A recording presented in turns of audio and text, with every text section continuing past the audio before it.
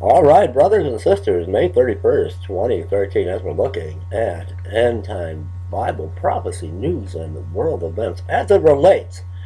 Here's the headline. I'll put the link below for you. Assad says, Arab world ready to join in the fight against Israel. Coming out today, May 31st, 2013, Jerusalem. Syrian President Bashar Assad told Al-Manar TV on Thursday, but there is pressure by the people to open a new front on the Golan. Even among the Arab world, there is a clear readiness to join the fight against Israel, he added in his interview with the Hezbollah TV station. Assad stated that Hezbollah is involved in fighting the Israeli enemy and its agents in Syria and Lebanon, according to the text of the interview on the Al-Manar website. He attributed the failure of the Syrian opposition to its dependence on outside funding and said that it failed to create a real rift in the country. Assad also said that he sees the balance of power in Syria shifting to the government side, and this despite the fact that the terrorists, how Assad refers to the rebels, are smuggling fighters and weapons through all of the borders. Like you're not. You just received weapons from the bear from Russia.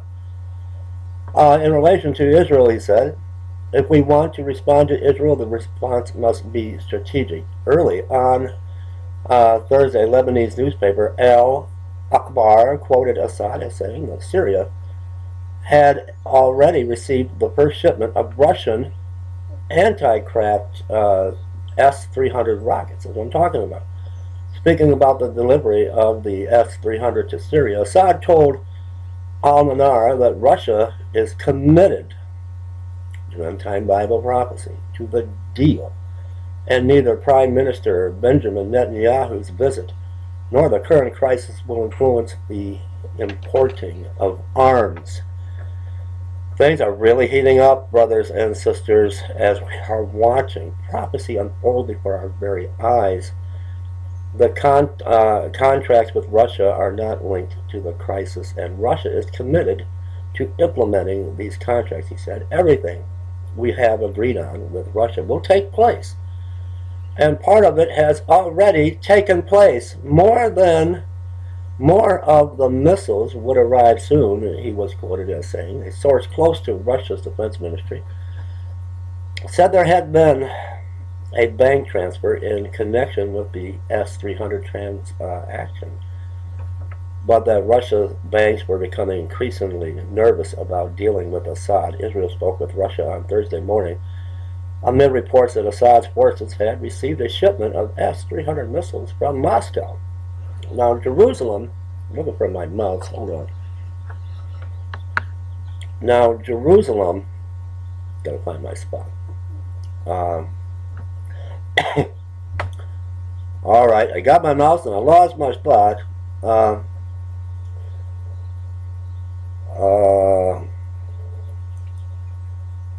Okay.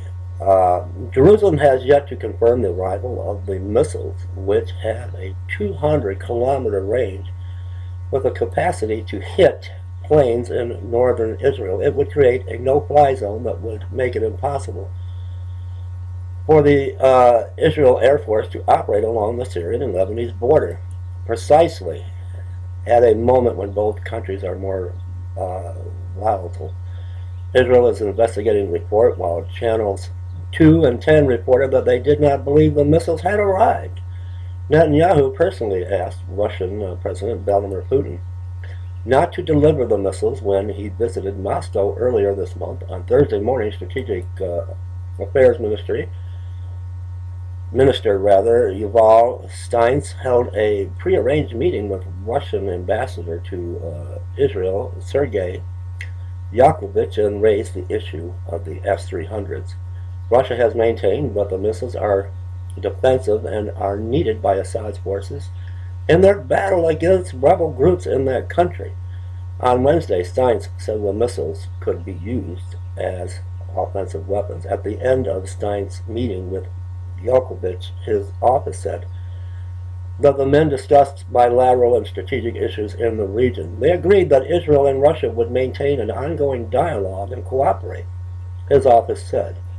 Stein's office released the positive message, even though Russia had announced only on Tuesday that it intended to ship the S-300 to Syria. There is some speculation that Moscow did so in direct response to the European Union's decision on Monday to lift its arms embargo to Syrian rebel forces. Earlier on Thursday, Netanyahu spoke of the dangers facing Israel from missile attacks from the Syrian, Lebanese, and Gazan borders when he attended a meeting of the Emergency Economy Committee, where they discussed Tuesday's national emergency drill.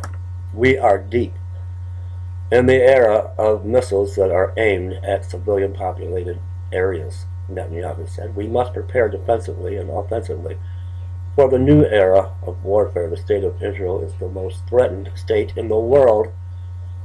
Around us are tens of thousands of missiles and rockets that could hit our home front. Russia's sale of the S-300 missiles has not stopped it from working with the United States to hold an international peace conference in Geneva that would include representatives from Assad's government and the rebel forces. Now, this is also listed on the Jerusalem Post. And here's the headline again. Assad says Arab world ready to fight against Israel. Now, from what I understand, and I didn't do a video on this, is now Israel, Prime Minister Benjamin Netanyahu, they're handing out a gas mask to the people of Israel. Stay tuned. Prophecy is exploding on the world front. Leave me comments.